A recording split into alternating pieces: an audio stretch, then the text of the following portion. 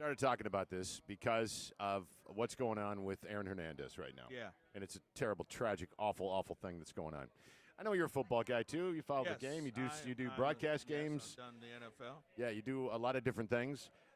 We're having this conversation today, and I think it was the Cleveland Browns' #1 pick, too, this year. They've already cut him loose. He's got a murder charge over his head. What's going on? Is there a problem in the NFL, and what do they have to do? Is this going to hurt the game at all or not? Well, the game's already hurt. And I'm going to tell you this. As you see the NFL today, it'll be a completely different animal within 10 years, and here's why. Now that we've established that this head injury thing is real, there's going to be a young high school athlete that's going to suffer a head injury. And there's going to be parents that are going to sue the school district because they gave them inferior equipment. They didn't tell them the risks that were involved.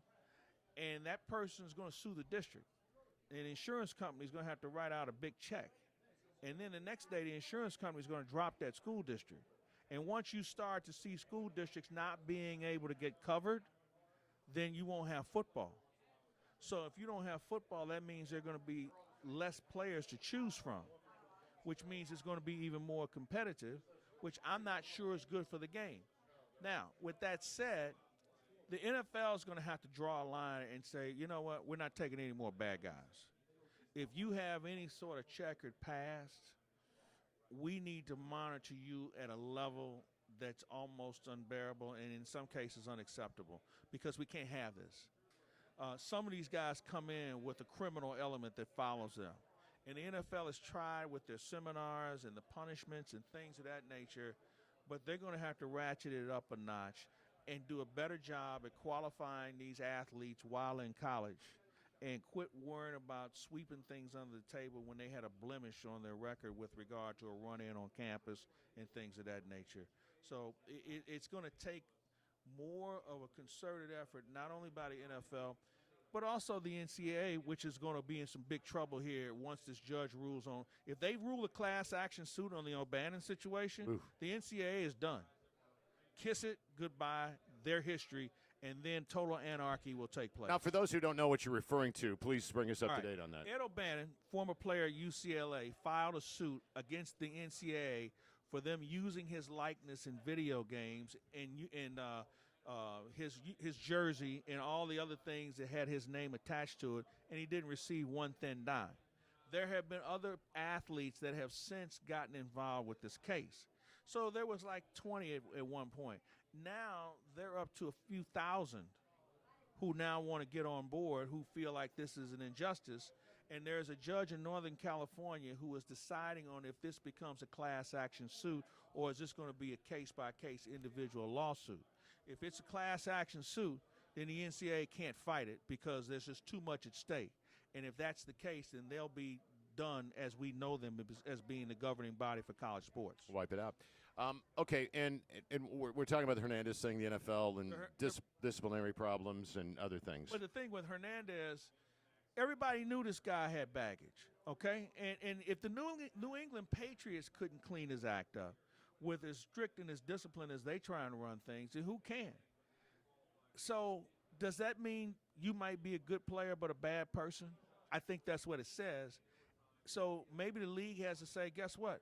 We'd rather have good people who aren't as good as players. It's going to be hard when you have a good player on the sidelines that can't play because he's got a record. But at some point, you got to draw a line. Mike, I want to know, do you think because of football and just the violent nature of the game, and I've read this in different places, and even think back to high school where it would almost prove to be true, it takes a certain guy to play that game. Yeah. And with every level you go up to college and then to pro, it elevates not a need for violence, but an acceptance and a calmness within that violence. You know what? That's a great question. And I say yes to it because this is a game of intimidation. And this is a game of recklessness. And when you have athletes who have been coddled, and when people look the other way, they continue to get away with it because they're tough guys. And tough guys normally win in most situations. The problem that we have with pro football players, and even on the college front, when you look at some programs that have the successful programs, they think they're invincible. it can't happen to me. Right. I got it like that. I mean, they've got every excuse why it can never happen to them. Hence, they become more reckless. They become more careless. And they have less respect for the law and people around them. So I think that football spawns that activity more than anything else, because so many people want to get a guy on the field because of what he can do, and they let somebody else worry about his shortcomings. Right. How does a Major League Baseball team, for instance, you got multi-millionaires that are playing many, many positions and practically every guy on the field. I mean, when you own a company and you're investing money like that in your employees, you have no idea where they're going after games. You have no idea who they're with or what's happening or what's going on. I mean, how does a team like the St. Louis Cardinals, how do they kind of keep in track with these guys and know who they're with and not? And is there somebody that pulls somebody aside and says, hey? Well, yeah, here's what you do. You go out and you get quality people. You know, Tony La Russa will be remembered for a lot of things, and most of them good, but one of the things he and Bill DeWitt and John Mozeliak and before him Walt Jocketty, they didn't have bad apples. And when they had a bad one, they got rid of them. They didn't have many toxic clubhouses with bad dudes. I think the last guy we had that was a bad guy was Felipe Lopez, and they got rid of him. You have to do a better job at qualifying players and whether they mesh with what you're all about as an organization. Now, when you win, guys have a tendency to pay attention to what you say a lot more compared to if you're the Miami Marlins or somebody that's going no place fast. It's hard because you can't get good pros to come in and mentor the younger players. The one great thing about the Cardinals is they've always had mentors like Chris Carpenter. You can go all the way back to Todd Stottlemyre. They always took care of the future and showing them how to be pros. The problem is the salaries are so high you can't afford to keep pros around as long as you used to. The Cardinals rolled the dice on Ty Wigginton, and they decided they were going to give him a 2-year contract thinking he was going to be that guy. He may be a nice guy, but I don't think it's any secret he's having a hard time staying in the majors. So at some point you have to say he can't be a good example if he's not towing the road himself. So it's a real touchy situation, but for the Cardinals, they've been fortunate to have quality people maintain a tradition. And Jeff Luhnow has made the point that the Houston Astros, they want to be the Cardinals in 2 or 3 years. And one of the things Jeff, I'm sure, is going to do is make sure he's got quality people in the organization. Well, it's interesting because when you read a management book about putting together a team, and you're talking about quality character guys, people, and when you have someone toxic, no matter their talent level, if it's going to separate the team, then the overall basically result of the team is not going to be as good. And it's cool to see on an athletic level when in football and baseball and so many sports it's like, well, yeah, he's a jerk or whatever, but man, look at those numbers, even though the team doesn't win. And you know what? That's an outstanding point you make. I know a lot of great individual players that are on bad teams because they're a lousy person. Look at the champions that have won this year in sports.